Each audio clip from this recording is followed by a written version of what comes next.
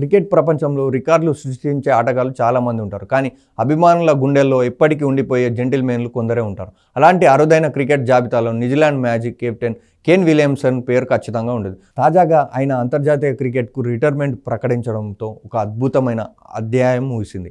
16 ఏళ్ల సుదీర్ఘ కెరీర్లో ఎన్నో పరుగుల మైలురాళ్లను అందుకున్న కేన్ మామ కేవలం రికార్డుల వల్ల మాత్రమే కాదు, మైదానంలో అతను చూపించే సంస్కారం, ఓటమి స్వీకరించే విధానం వల్లే కోట్లాది మందికి ఫేవరెట్ అయ్యాడు.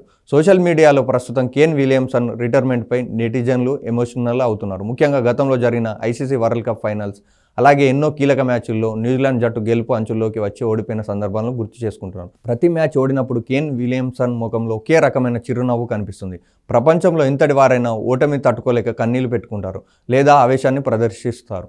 కానీ విలియమ్సన్ మాత్రం పెదవులపై చిరునవ్వుతో ప్రత్యర్థి జట్టును అభినందిస్తాడు.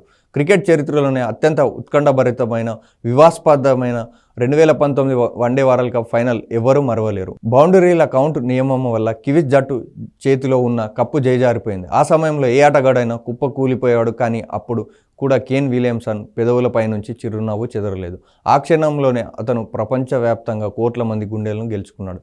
విలియమ్సన్ ఆటలోనే కాదు, ప్రవర్తనలోనూ క్రికెట్ అనేది జెంటిల్ గేమ్ అని నిరూపించాడు. ఇక న్యూజిలాండ్ను 2 సార్లు వరల్డ్ కప్ ఫైనల్స్కు చేర్చడమే కాకుండా 2021లో భారత్పై గెలిచి తొలి ఐసీసీ వరల్డ్ టెస్ట్ ఛాంపియన్షిప్ ట్రోఫీని అందించాడు. దాదాపు 19,000 పైగా అంతర్జాతీయ పరుగులు, 48 సెంచరీలతో కివీస్ చరిత్రలోనే అత్యుత్తమ బ్యాటర్గా నిలిచాడు. స్లెడ్జింగ్కు ఎప్పుడు దూరంగా ఉండే కేన్ విలియమ్సన్ మైదానాన్ని వీడిన అతను నేర్చిన క్రీడా స్ఫూర్తి, ఓటమిని ఉందాగా స్వీకరించే తత్వం తరతరాల క్రికెటర్లకు రోల్ మోడల్గా నిలుస్తుంది.